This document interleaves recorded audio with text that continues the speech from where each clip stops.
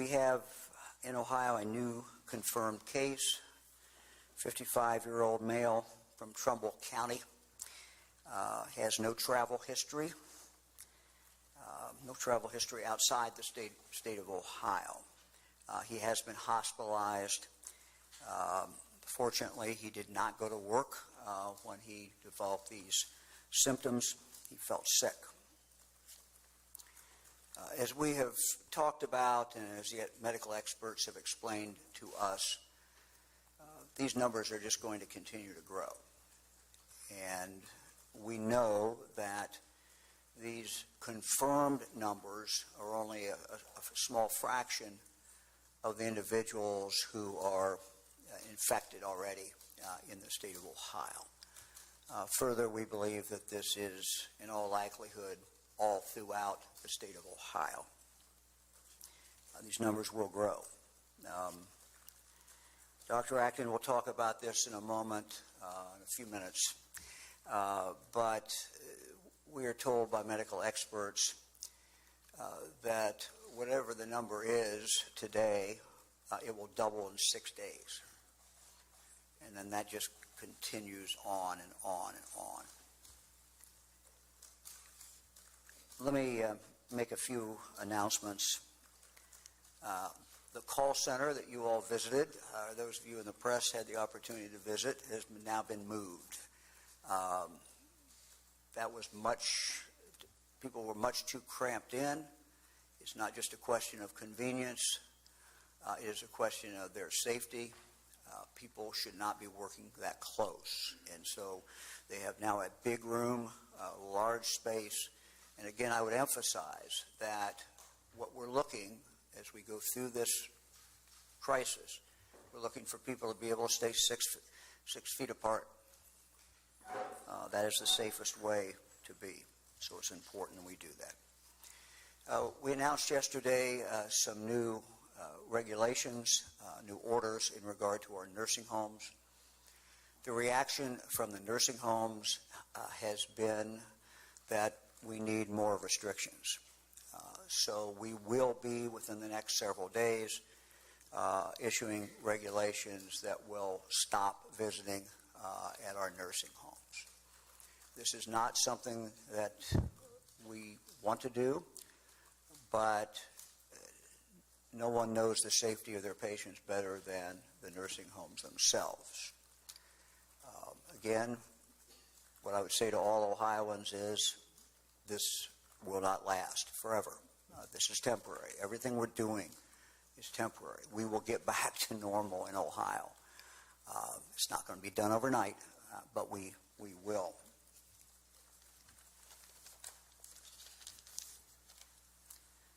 Let me also announce that Director Lloyd Chris is ordering, in regard to our state psychiatric hospitals, that there be no longer any visitation. No visitors. She will have a complete order later in regard to that. It will be similar to the checking that's going on in our nursing homes. People that have to be there, they will be checked for their temperature. These people coming in, it will be restricted as much as practical. Let me talk now about the large gatherings that are occurring in Ohio. In a moment, Dr. Acton will be signing an order banning the gathering together of people, over 100 people. So this is an attempt to make sure everyone understands that we cannot be gathered together. We cannot be in close proximity to each other. Let me read from the order. And then this order will, of course, be available for the news media. Mass gatherings are prohibited in the state of Ohio. The order reads, mass gatherings are defined as any event or convening that brings together 100 or more persons in a single room or single space at the same time, such as an auditorium, a stadium, an arena, a large conference room, meeting hall, theater, or any other confined indoor or outdoor space. This would certainly also include parades, fairs, and festivals. For the purpose of clarity, a mass gathering does not include normal operations at airports, bus and train stations, medical facilities, libraries, shopping malls and centers, or other spaces where 100 or more persons may be in transit. It also does not include typical office environments, schools, restaurants, factories, or retail or grocery stores where large numbers of people are present. But it is unusual for them to be within arm's length of one another. A mass gathering also does not include athletic events that exclude spectators. Athletic and other events do not need to be canceled or postponed if spectators and other attendees are excluded. The order does not apply to or exclude immediate family members of participants in the athletic or other events, as well as anyone necessary for the event to take place. The order does not exclude the media, and there's more to it, but that is the basic essence of it. Well, in fact, let me read a couple more. The order does not apply to or exclude religious gatherings for the purpose of the expression of First Amendment protected speech, weddings, or funerals. Dr. Acton, if you will sign that.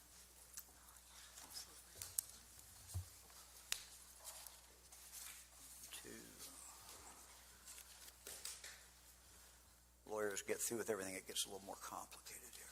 4 pages. There you go. Thank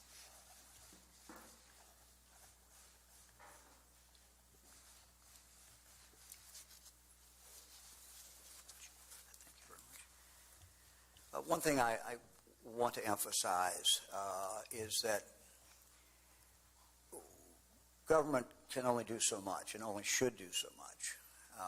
We can make these orders about mass gatherings, but it really is incumbent upon all of us to protect all of us. It's incumbent upon us to protect our family members, our loved ones, but it's also incumbent upon us to protect total strangers. For example, order does not cover this, but we would hope common sense would. 25-year-old decides that since he was planning on going to the NCAA, can no longer do that in person. He obviously wants to watch it on TV. March Madness is not much better in sports. But he decides he's going to go to a bar, a sports bar. And when he gets in that sports bar, people are shoved in pretty tightly to one another. He leaves, has a good time. That night decides to go visit his 85-year-old grandmother. That's not a smart thing.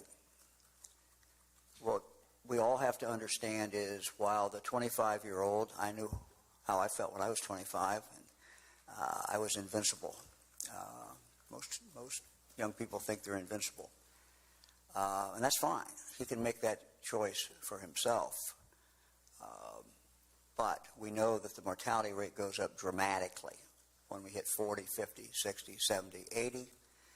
Mortality rate, we don't know the exact numbers, but could be as high as 15% for an 80-year-old. So that is not a smart thing to do. And so these orders and all the things that we're talking about is putting separation between people, social distancing. Not sure I'd heard that term before the last few weeks, but I've learned it. So each one of us has that obligation. And you can't put out orders that cover every situation. But the key here is for people to not only protect themselves, but protect others. Let's say that 25-year-old has a girlfriend. And that girlfriend has a grandmother. And the grandmother has a friend. And we could go on and on and on. And that spreads, that's the way it spreads. And if every person, as we're told, who is infected will infect at least 2 other individuals, This thing just goes on. And if it turns over every 6 days, doubles every 6 days, you can see the importance of what we're trying to do, but even more important than what we're ordering, what's important is how people take care of themselves and take care of each other. We are in this together, whether we like it or not. I have seen Ohioans, and I've been along the Ohio River when we've had communities that have flooded. I've been to places where there have been tornadoes. I've been to Dayton when the mass shootings occurred. And I've seen every single time Ohioans come together. And I've seen every single time Ohioans take care of each other. And so that's what we all have to do. We have to take care of each other as we move forward. And look, we're going to get through this. But we got to go through this gauntlet. We got to run this gauntlet. And we got to try to get through that gauntlet without losing too many of us. And so everyone has to think about other people. That's why this is so very important.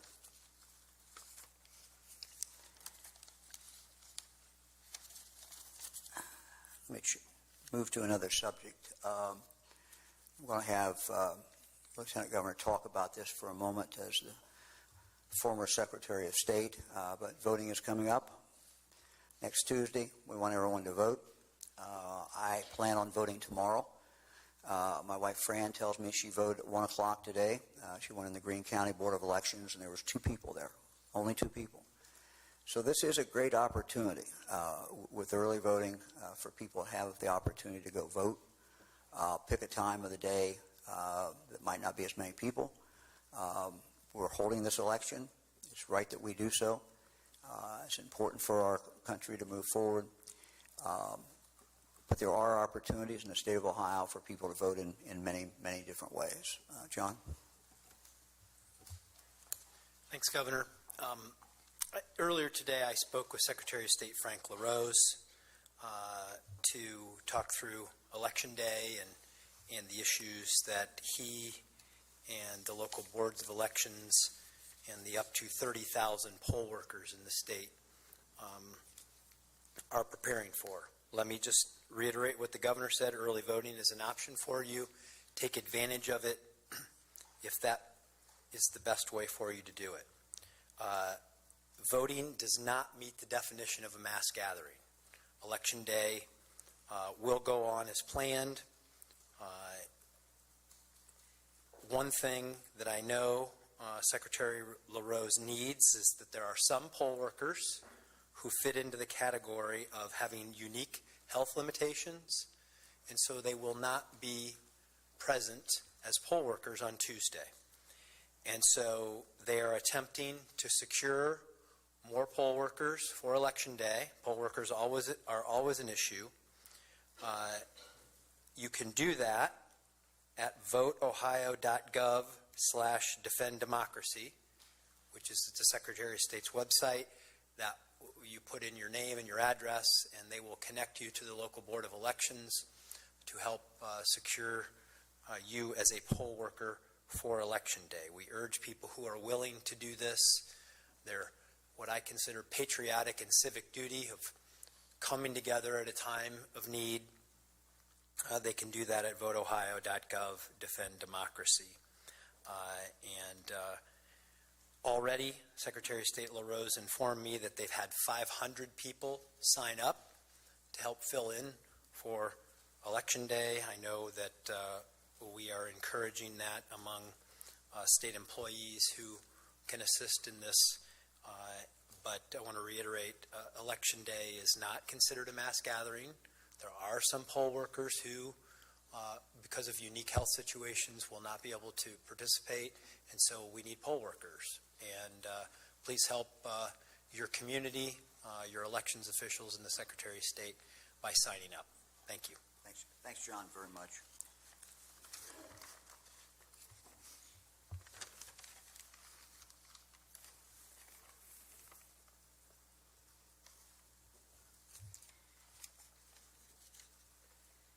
We had a cabinet meeting this morning and talked talked about how we move forward. And the state needs to set an example. We are already seeing many businesses, almost by the hour I get an alert where a business has decided everyone should work from home. So I have instructed our members of our cabinet to make that assertion determine among their employees who can work from home. Obviously, some state employees cannot work from home. We have prisons to run. We have other things to do. But if they can work from home, I've asked that the members of our cabinet start that process. I have a request from Jobs and Family Services to make a plea to the public not to come in person. Again, we're trying to cut down on contacts. So most of the contacts with Jobs and Family Services could be done over the phone. It couldn't be done online. Obviously, if it's an emergency and there's some reason it has to be done in person, they're open for business. But we're trying to cut down on contacts.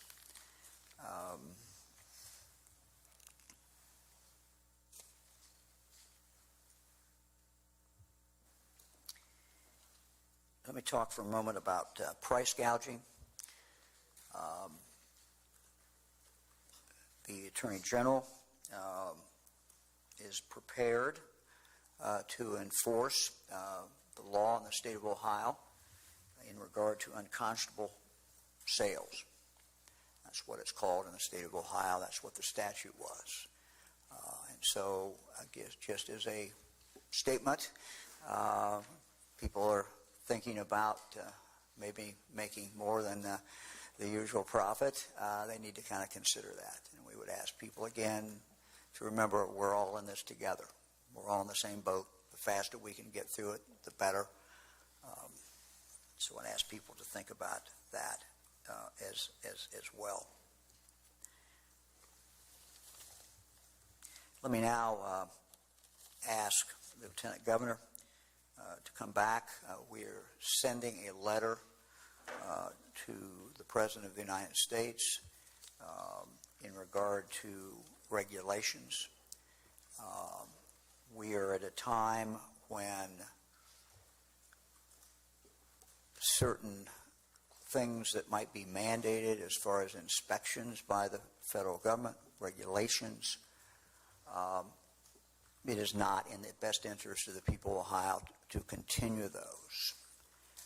Inspections, for example, in a residential facility where the person who is doing the inspection might be going from place to place to place and then become a carrier. So, John, you want to talk about that? Sure. Thank you, Governor.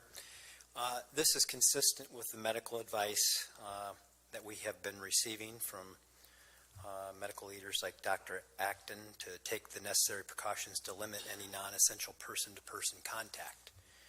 This will impact, when you're talking about state employees, the ability to timely inspect, regulate, and process compliance with both federal and state regulations. And as such, we are preparing a letter to President Trump and Vice President Pence asking them for latitude in compliance and enforcement of federal regulations for state agencies and business. We have a number of agencies that regulate regulate, inspect, offer licenses, and so forth, with a variety of businesses and government entities, and they need latitude, consistent with the medical advice that we are receiving. Similarly, we are asking our state agencies to identify these same issues at the state level for businesses and local officials so that we can provide the same relief from the timeliness of state regulatory compliance. We are urgently working with the business leadership of Ohio and our state agencies to identify additional opportunities to provide relief and support for businesses that will be critically impacted by this pandemic. Just as we are trying to limit the health consequences of COVID-19, we are also seeking to address the economic impact that will result due to this pandemic. And so we are working to provide that support and that relief so that we can both take smart medical and health advice and also minimize the economic impact, because we know that the restrictions that come as a result of the COVID-19 pandemic, that there are going to be great stresses on business, and we want small businesses to know, and the people who work for them, that this is on our minds. We are working to identify in as quick a fashion as possible how the state and federal government, in coordination with local government, can help minimize the impact on them. Thanks, Governor. Thank you, John. Just as we ask individuals to use their common sense, make rational decisions, as John said, it's also important for the state government to do that, local government to do that, and the federal government as well. We must treat this like what it is, and that is a crisis that we have not seen, most of us, in our lifetimes.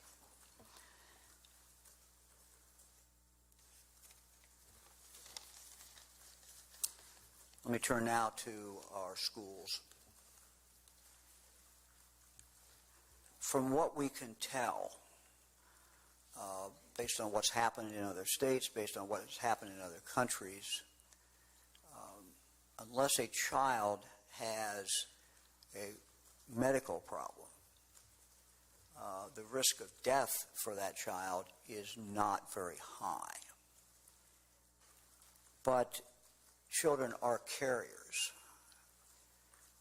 and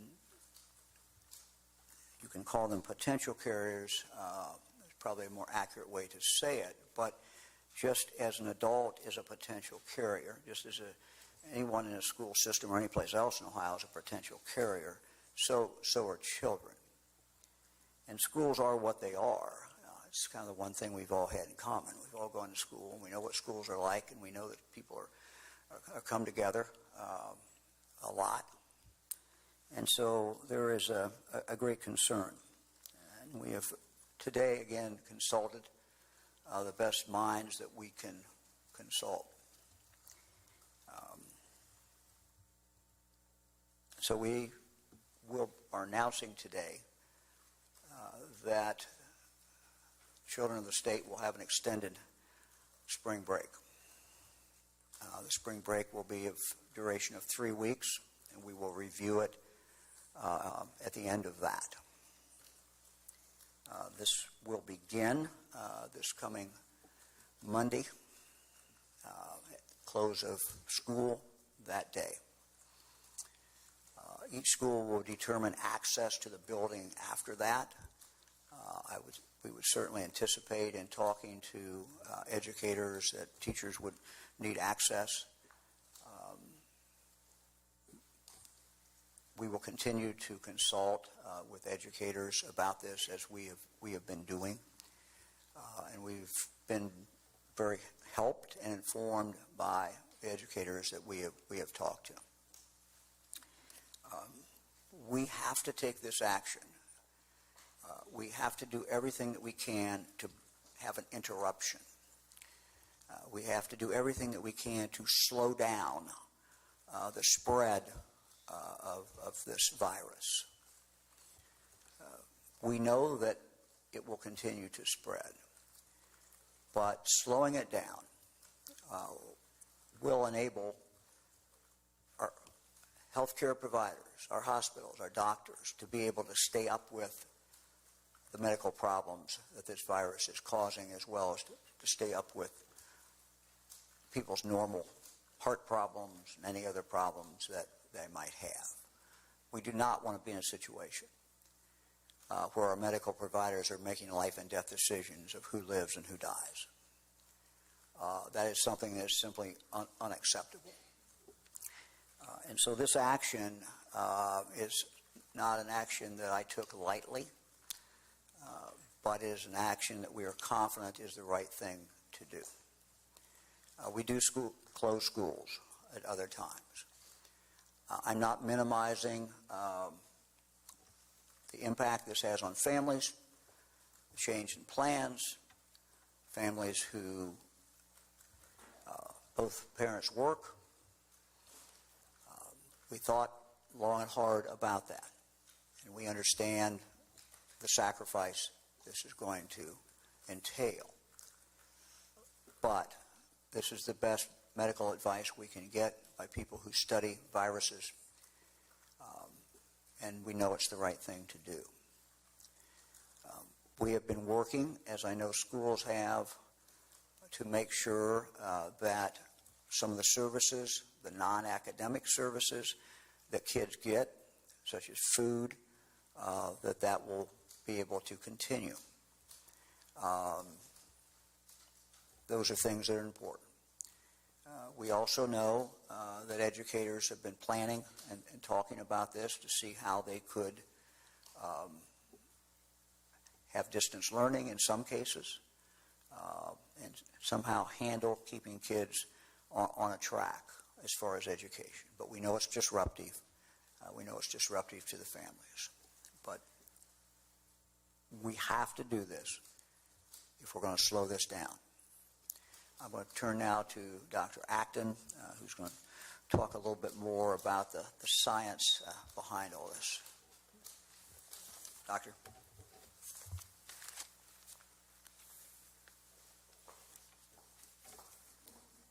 Good afternoon, everyone.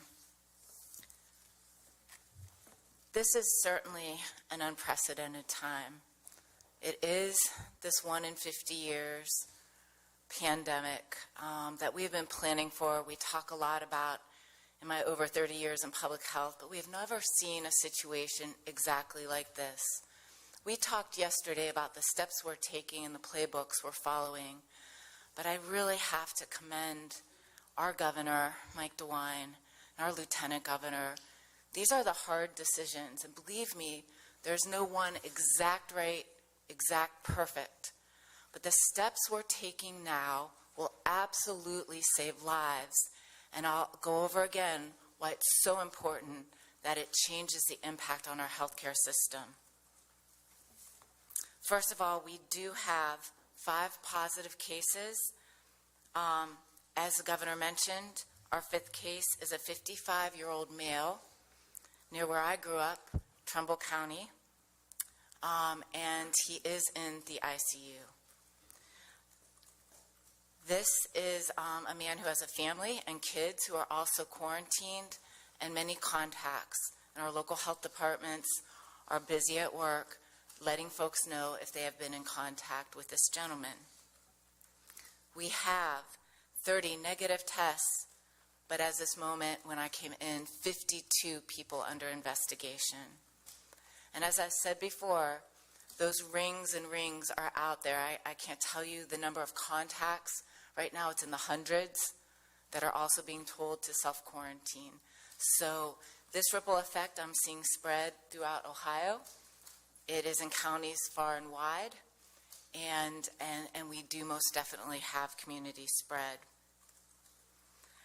Our lab, we are very fortunate to announce that we do have 2 more kits in addition to our 1 kit. That makes our capacity upwards of 1,200 to 1,500 people who can be tested, and our lab is going to 3 shifts now to help that testing process. We continue to man our phone line, so important for viewers at home, our 833-4-ASK-ODH. We continue to give you the latest information at coronavirus.ohio.gov.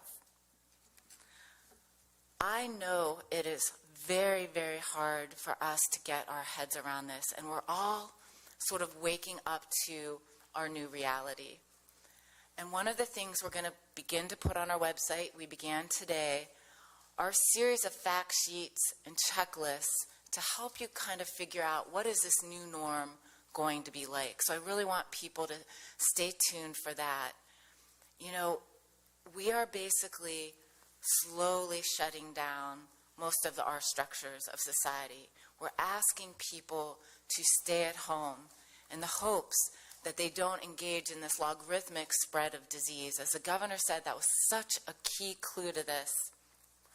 It doubles every 6 days. And if you think about it, everyone who's not spreading it me not spreading it to 2 to 3 other people, and those 2 to 3 other people going out, that is how we can slow this down. It's so crucial, the moves we're making in the next 2 to 3 days. In all our pandemic plans, we hope to do these measures I've talked about a little more slowly. But as we can see, we're in a crisis situation now. We're moving quickly. Taking decisive action now will greatly slow down this disease and stop this trajectory. So let me show you, once again, for folks who maybe haven't seen this. Again, our pandemic curve. We've talked about the fact that China was like this big yellow. My team has joked with me because I call it, would you like a big monster or a small monster? There's no scenario now where there's no monster. And again, our team has been planning for this pandemic curve all along. And every measure we're taking, even the presidency measures yesterday on travel, is meant to slow down the spread of disease, take longer for the entry, because the entry will be amongst us. We know 40 and upwards % of our population will eventually get this. But when we are slowing it down and we're decreasing that spread dramatically, what we're doing is, this was my black line, this is keeping the numbers low enough so that we don't overwhelm our hospital systems. State of the art, as they are, there are only so many ventilators. There are only so many ECMO machines, and they must be used wisely by the sickest patients, and therefore every action every one of us takes is going to save lives. And this is serious. You know, I'm trying to be serious. This isn't panicky, because what we can tell you to do about it is really common sense. But each one of us will need to use that guidance and make those decisions of how we can help.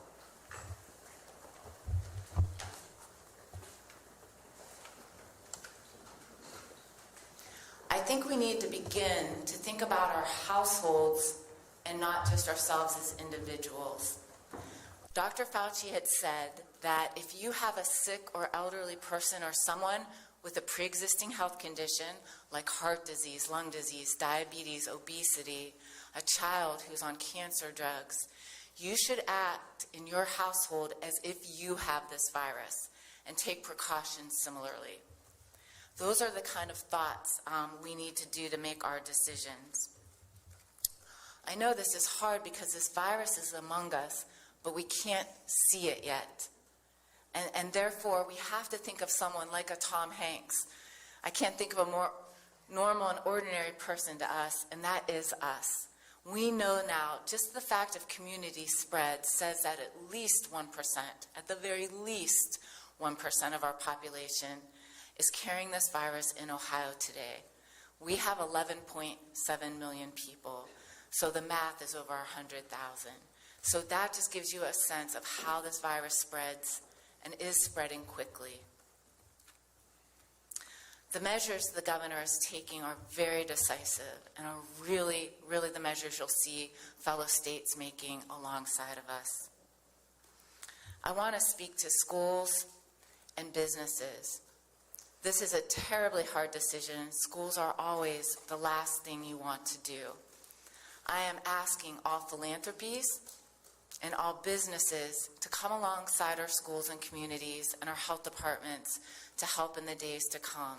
This is going to take creativity on our part, but let me give you an example. Businesses need to be flexible to the extent they can with their non-essential workers. Say you are a parent who is at home. You can help make meals. We have wonderful backpack programs that are often when kids are on spring break, when winter break, during the summer. We have nonprofits that already do things to help these kids. Let's get them involved now. You can walk your dog. If you're out amongst nature, and we're going to need some, our chief estimates at this time from modeling say that this might peak in late April to mid-May. But you can be outside when you have that control over your environment and that assured distance from other people. You know, that's different than a mass gathering or sitting in a seat out of doors next to someone. You can garden. You can cook. You see in Italy where people go about, they make choices like going to the grocery store once a week during non-peak hours. So these are the sorts of tips and guidance we'll give you, because I think we are all, myself included, going to need to understand how to live in something we've never done. And I know kids in schools out there are watching this right now. My husband is a school teacher. Hello, Bexley. I know you're watching this. And there are things that you can do, too, to help out. And this is the thing, like not dropping off a meal at an elderly neighbor's doorstep. Or I'm going to go so far as to say, your local health department right now has been working 24/7 weekends since mid-January. They're on the front lines of this investigation. I'm sure they won't mind a plate of cookies dropped off. But these are the little things we will do, not unlike a 9/11, and folks have said this will be the thing this generation remembers. And so it is these acts of unity and community that will be creative, that you all will be inventing, that will help us get through this. So we know we have a couple long months ahead, but we will keep you apprised step by step. I want to echo the Lieutenant Governor, young, healthy poll workers, another great way. I know college students are out right now. I know you care about voting. Not only do I want you to vote, but I want you to get out there to the polls and help out, because we have a lot of elderly citizens, retired, who do this work, who really need to stay at home. I need to say something to my fellow doctors and primary care folks, the nurses on the front line, the CVSs, the urgent cares. We need to think about this disease very carefully. There is limited testing. Every one of us needs to do a good clinical diagnosis. This is a virus. This is an infection. And there isn't time for a CME course on this. But think of the flu, think of the common cold, and act as such. You really need to do a good history with each patient. You need to ask about travel history. You need to ask if they've been in contact with someone under investigation known to have this disease. If you need help with this, a local health department can help guide that. But honestly, we're so busy right now, we really need, once again, even as providers, to use good sense. I have heard that there are urgent cares who are turning away sick patients. This is the time we need everyone to stay outpatient. We need them not in our emergency rooms. We need everyone to step up. There's great guidance on our site. You'll be getting more through the medical boards and otherwise. We really need all providers learning how to take proper respiratory precautions. They're now droplet with a mask. We need you to see people. And folks, if you're sick and it's mild and you're relatively healthy, you really can stay home, because we need the sickest people right now going to our emergency rooms. I'll give you more guidance on that in the days to come. Our health systems doing the testing, many of our major health systems have set up things, but they need a doctor's order, someone on the front line deciding who can ride this out and who really needs emergency testing. They will make the recommendation, and there are drive-through accommodations the hospitals will provide you for, because they're trying to keep the testing out of the emergency room. So you'll learn more about that, but this is a call out to all my colleagues in medicine to really go to the websites, look at the CDC guidance, and let's use our common sense. We're the front line, and we need to be MASH-like, and we really need to stand up and help people answer their basic questions. Rule out flu, rule out the other causes. Thank you, everyone. These are long days ahead. They are unusual times. It will be confusing at times. Doing this right, even 80% right, will decrease that blue curve, and it will make all the difference. It won't be perfect. It'll be frustrating because you'll have a little question that you can't get answered. But go to our website, coronavirus.ohio.gov, and we will all begin to do this together. Thank you so much. Let me thank you, Amy, very much. Let me spell out the dates we're talking about in regard to the schools. We're talking about close of business close the school on Monday for the children. That will extend at least until April 3rd. So we're talking about 3 weeks, approximately. We will review it as we go. We frankly have no idea at this point whether that will extend beyond that, but people can count on the next 3 weeks that kids will not be in school. Happy to take any questions. Does that include preschools and childcare as well? No. Does it include athletics and after-school events if they don't have spectators? No. But the intent was not to include that. To be clear, no school Monday. No. That's not correct. Close of school Monday is when it starts. Whenever school gets out, 3:30, 3:45, 3:15, whatever it is, that's it for the kids. Up to that school in regard to, it's been expressed to us that teachers need to be able to do planning, they need to be able to do some things. So that's up to every school beyond that. Repeat the question, please. I'm sorry. As they ask them. Thank you. Does it include private K-12? Yes. Public K-12? Yes. All schools. Governor and Dr. Acton, I'm sorry if you addressed this before. So many children in Ohio rely on free and reduced lunches. If you did address that, I apologize. But could you go over what might be in place for those students who rely on schools often for most of the day? Look, we're going to do the best we can. We felt that this day may come. We're now there. So we've tasked, the different departments in the state to work on that. But Dr. Acton, I know you've been on that as well. So. Yeah, I know other states where they've had to do some schools, and we already have some schools that have closed in Ohio because they have people under investigation. There is a way to waive the USDA group setting requirement. We have a whole task force working on all that and giving guidance to our superintendents and others. But I also think as I've said, there's a role for the philanthropies that usually take place in off times like spring break. Some schools might be closing Friday because they're on spring break next week, and those philanthropies are really well poised to help out in a situation like this. We've also heard talk of things like curbside pickup for people that can do that. But this is that Depression era. Let's be thoughtful and creative, and each community is a little different. So you will see this play out. But what I can tell you is that our folks, our cabinet directors and others, and all the professional organizations will be giving lots of guidance to help folks how to make the best decisions. And we will be learning from each other about what works in each community. It is, again, I can't say enough, these are the hard decisions that leaders might make. There aren't great choices when you come to something like this.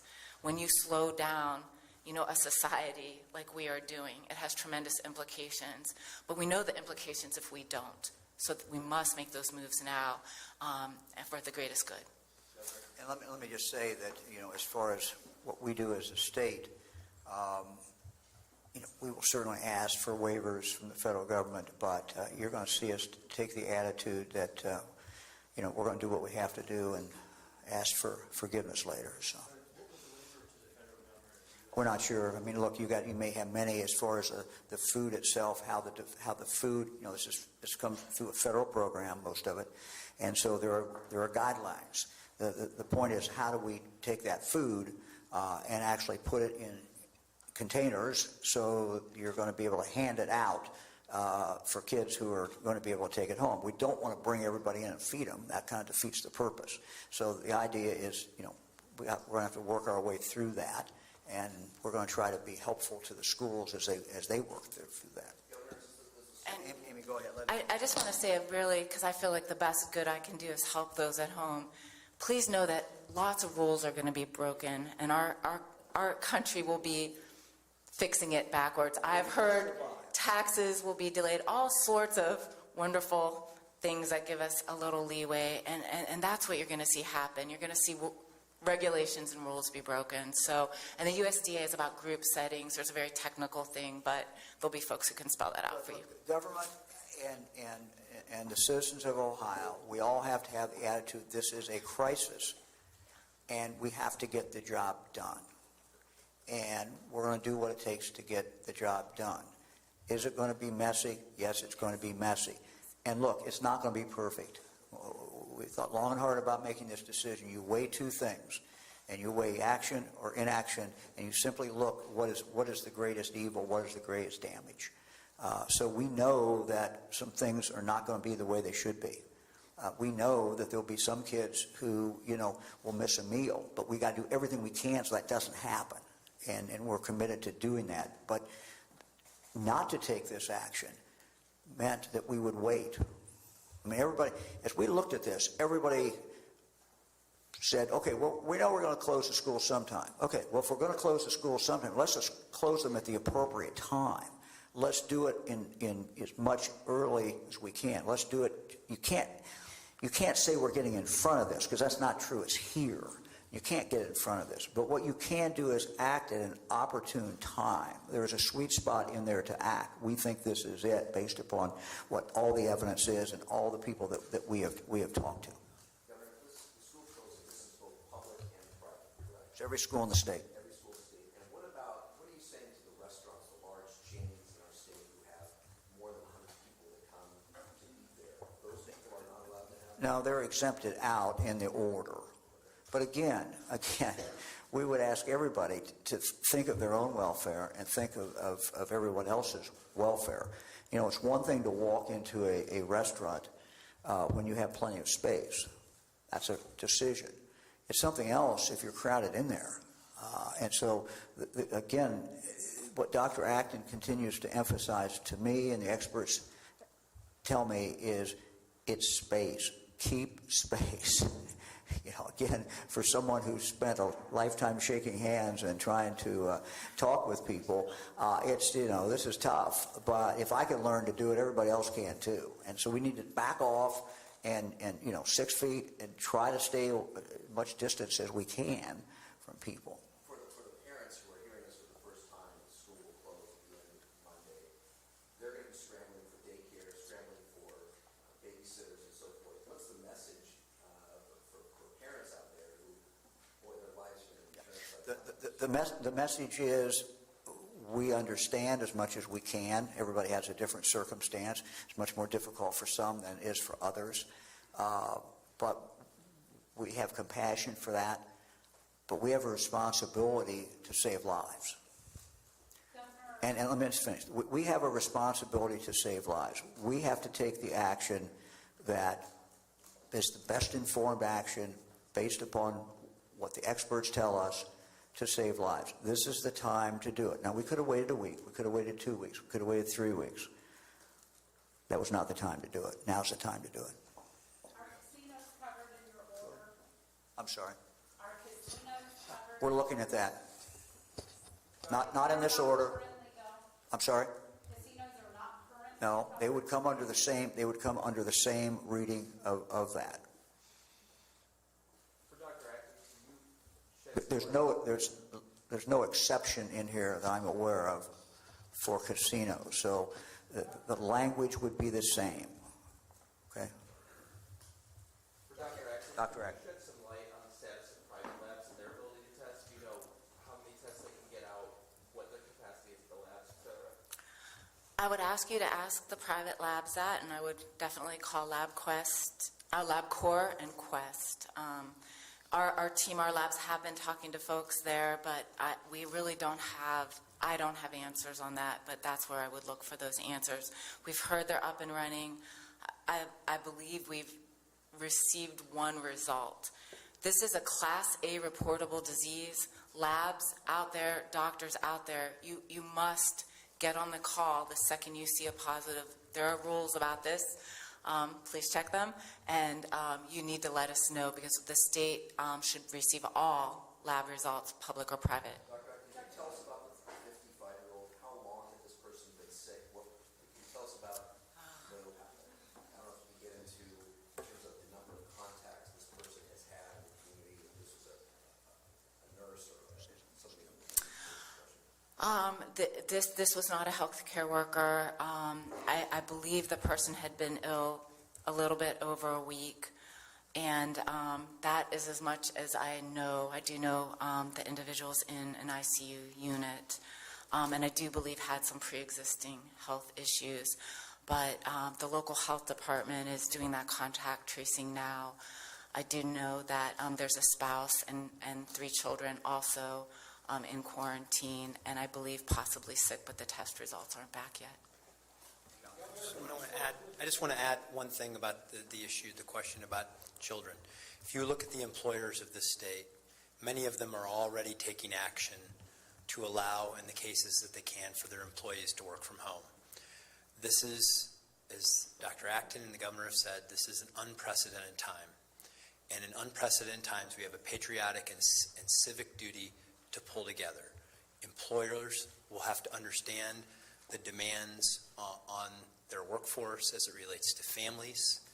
The federal government and the state governments will need to understand that and work to come up with support mechanisms to mitigate those the unfortunate circumstances that are happening with the employers and the families and in the schools. But the long-term view, the risk mitigation piece of this is that employers understand that language well. Having a sick employee in your workplace that spreads to other employees in your workplace is not good either. And so when you get out in front of this, as Dr. Acton said, and as best we can, because the governor said it's already here, to minimize that impact of which schools and school children can increase the spread, we are taking steps that are going to minimize the long-term health and economic impact on everybody. That's why these decisions are being made. Jim Amati. Enforce either one of these orders. Who's going to be out there looking at the size of the groups? The rest of the people of the state of Ohio. Look, I mean, we can't put a police officer, every place in the state of Ohio. We expect that people will abide by this. We expect people to be civic-minded enough, patriotic enough to follow these orders. These orders would not have been issued if this was an ordinary time. As I said the other day, this is no ordinary time. This is a time of great stress and crisis, but it's also a time when Ohioans can come together, and Ohioans always do that. And I fully expect Ohioans to do this, and we will get through it. There is going to be light at the end. It's going to get darker first. It's going to get worse. But if we do what we need to do now, we will get through this. And we will be able to have our hospitals that will be able to function correctly and our medical folks, but only by taking this, what clearly is very dramatic and very drastic action. And if there are, I was wondering if Dr. Acton, could you kind of provide some more details on where Ohio is with testing? You said that you have received 2 more kits. So how does that increase the capacity? Are you still waiting for reagent, like supplies to be able to put those tests into action? So 3 kits equaled more sets of reagent, basically, and 1 kit, our estimates, because of the way it's complicated, but remember before we had 2 specimens now, and we're really asking to our hospitals out there, hospitals are doing, once they have an order for a sick patient, drive up curbside testing so that they don't have to have someone come in the emergency room. To those folks out there, this is the quickest way I can tell you this, don't put it in 2 separate vials. We all love this long, if you've been tested for flu, you know what I'm talking about, the very long nasal swab that it doesn't feel very good. Don't do 2 of those, or if you do 2 of them, put them in 1 vial, because at the lab we cannot separate. We cannot put them into 1 due to, it's complicated. So what I need is 1 specimen per person, a very good specimen. Those of you taking them know what I'm talking about. And send that to our lab right away. We are moving up to 3 shifts. What it means, Laura, is that it gives us a capacity approximately 500 people per kit. So now we have 3 kits, that's 1,500. And again, we're in the queue. The second, it's nothing we can do. We're just like, bring us more. How long is the queue? I believe I shared these numbers. Right now, there are 52 pending, and there were 30 negative, 5 positive. So as you can imagine, the specimens are coming every hour, and you'll just see that number grow exponentially. As a follow-up to the enforcement question, if there is a complaint made about a violation, are there penalties involved for a business that does do a violation? I would definitely defer to the minute language of our order, but I will say this. There are not police going around doing something. A colleague, I worked in philanthropy prior to this job, and someone that I worked with said, we've got the homeless kitchen. What are we going to do? Well, they're looking at things like not sit around and eat, but packaging it. But I'm not going to, no one from my department, they're all out investigating. They're not coming to that food kitchen to make you stop doing that. We have to use common sense, best judgment. There certainly are situations where we do enforce quarantine, and if we are in a situation like that, we would, of course, be coming to you and telling you that. Doctor, are daycares in the same group as the school closings as well? Do you want to answer that? Let me take that last question. I just asked legal counsel, Matt Donahue. Matt, you want to come back up here again? These orders certainly can be enforced. They can be enforced by the police. We do not anticipate that's going to have to happen. But if we're seeing rampant violations, we certainly will have to take the action that we need to take. That's correct. You want to add anything to that? No, I think that's a good summary. Okay. Word end to the mass gatherings. Have you put a time frame on it? No. Look, we don't know how long this is going to take. We've got to get through this. We did put a limit initially in regard to the schools. We wanted to give people kind of a bite and say this is going to be at least this long, but we're being very candid. It may be a lot longer. Are the daycares part of the school closings as well? I'm sorry, the what? Daycares? No, they're not Many included. schools don't go on spring break until mid-April, so how is that going to be handled if they're not? It's going to be up to the school. The dates, the school will make those decisions. What we're saying is we'll have no children in school from Monday at 3:30, close of school, and through April 3rd, which actually takes it into that's a Friday. So. How does this affect state testing, and is there any learning to be done during this extended spring break? Yeah, we would certainly, again, this is going to be left up to each school, how they handle this as far as learning.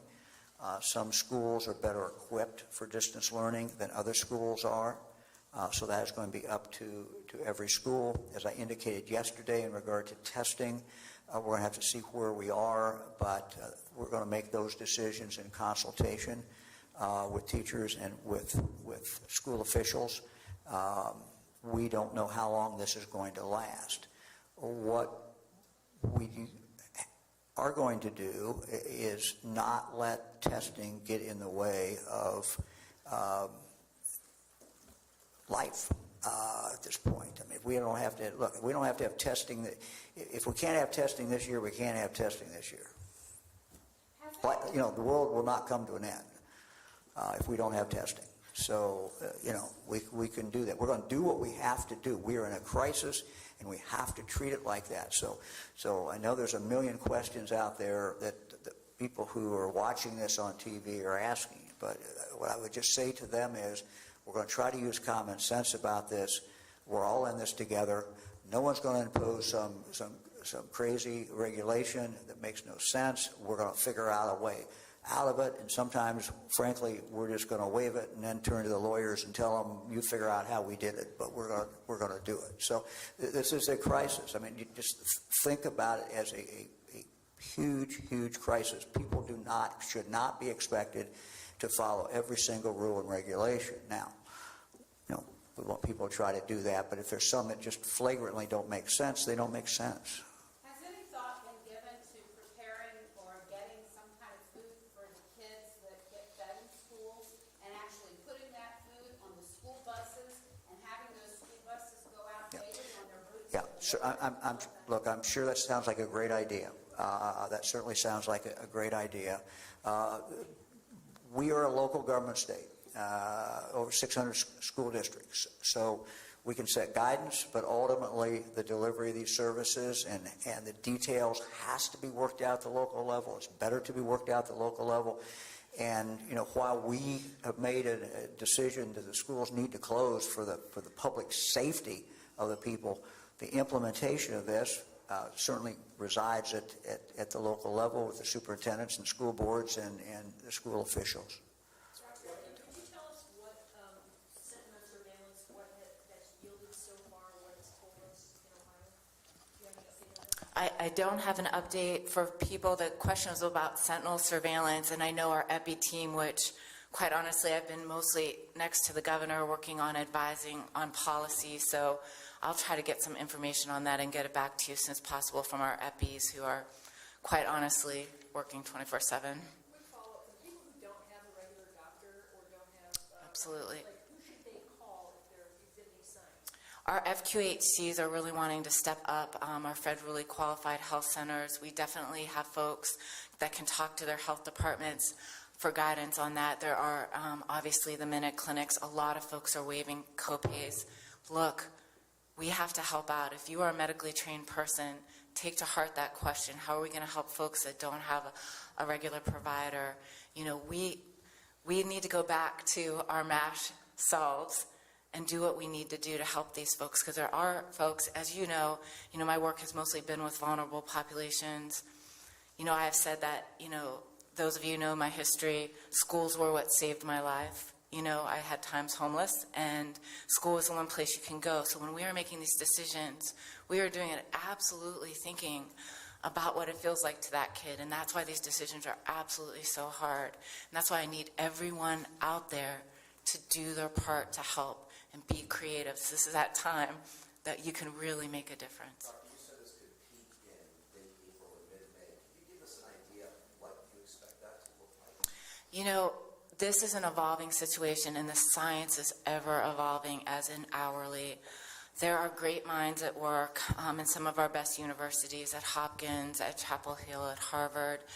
I'm in consultation with some folks. I'm talking to the gentleman who made the plans on non-pharmaceutical interventions. Fortunately, happen to know him. And, some of the early modeling is suggesting that potentially there could be a late April, mid-May peak to this. But again, we don't have all the data. Our delay in being able to test has delayed our understanding the spread of this. And so we have to make these modeling decisions. It is going to be slow. Some early information I've received, we've heard about will it go away with the summer. Coronavirus family is like the common cold. We still get colds in the summer. And while we might see a dip because people are more outdoors and they're not as tightly together, there is some thought that it won't go away altogether. Typically with some of these viral pandemics, you see a lull and a peak again and a lull. So as you see, when we take away some of these measures, we have to be very thoughtful and careful. Logarithmic, 6 days it doubles. What you do today versus waiting 5 days to do something, you're talking whole different numbers. And so it really is that kind of science, the best science we have, and then making the best informed decisions. And we're making some very solid decisions here. Governor, We'll go here first. Excuse me. Could you talk about hospital readiness? Talk about what, I'm sorry? Hospital readiness. How prepared are we? You talked about some of the ventilators and ECMO machines. Do we have them? I don't know. Yeah, so, hospitals prepare for this all the time. Obviously, they have, and even in my role at the Ohio Department of Health, we have a whole emergency preparedness team. We've had this since 9/11. It's funded by the federal government. There have been funding cuts that you've been hearing about, but that team has worked on pandemic plans with schools, businesses, hospitals, ongoing since it was first established. And hospitals, so they have an infection control coordinator, and they have an emergency preparedness about the equipment, the PPE, and all the devices that you're talking about. So they are always in play. And hospitals right now, go to, say, OSU Medical Center, and they will tell you, I mean, I've been reading, because I'm still involved with OSU a bit, I've been reading what they've been doing in their planning. They've been drilling for weeks on this. But also one thing that's very unique right now, and I can't say enough about it because I need to thank them for this. I mentioned it yesterday, the Hospital Association, the Children's Hospital Association, have really convened the major medical hospitals as across systems so that we have regional plans, but they really are realizing, just like universities realize, it really helps when we're all talking to each other and making decisions together. The hospitals are all doing that right now across Ohio. I'm very proud of that. And that'll be important as the days come. And they do have, you know, I'd say if I was to estimate at a list I'd seen recently, just with the normal flu season, which we know is very heavy, RSV season, which is a virus that young children get, the hospitals say the children's hospitals have had one of the heaviest seasons many can remember. So that equipment is about partially used right now. I'd say some of the numbers look like a half in usage, those rooms. They have things called negative air pressure rooms, or they're AIIR. They're a type of room that you can go in and that infection is not spread throughout the hospital ventilation systems. But we have plans that go all the way to MASH. You know, we've had times in the past where we've run out of bags to put IV drips in because of a production problem. And they remember, oh, we used to use glass for that. I mean, there are solutions. And very similarly, CMS is waiving requirements so hospitals can do things like set up triage tents and work outdoors of the hospital. So very creative solutions. They're being done all over the world, all over this country. And so you'll see some of that. But it's all very well thought out and planned. Remember, you can have your plan, but it's predictably unpredictable. So we knew what all the steps are, and with each stage of a pandemic, we're employing those, but it will be very creative and very unique as this unfolds to respond accordingly.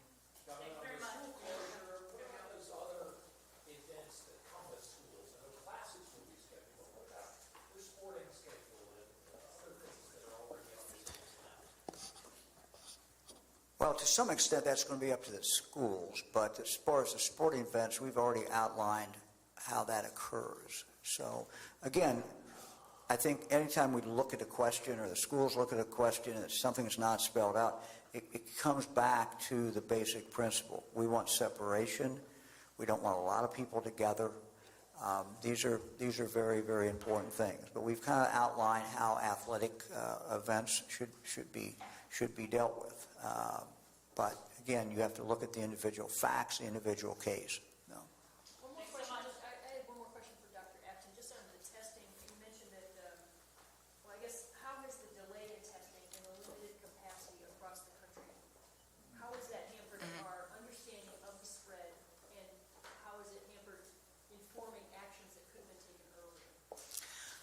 So, you know, the testing is important because it gives us good data on what is going on. I can tell you that even without the testing, you know, while this is, I know for most of us, dawning very slowly, and we all have to keep reminding ourselves this is a new day and something we're dealing with.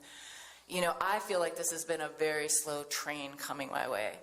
And I'm almost relieved that it is here and we are all collectively realizing it, because it's so predictable, a pandemic. I've assumed community spread all along. You know, very soon we'll probably stop testing at these levels because we'll just assume 40, upward of 70% that it's going to spread amongst us, and we'll assume it is here. Thank you all very much. Thank you.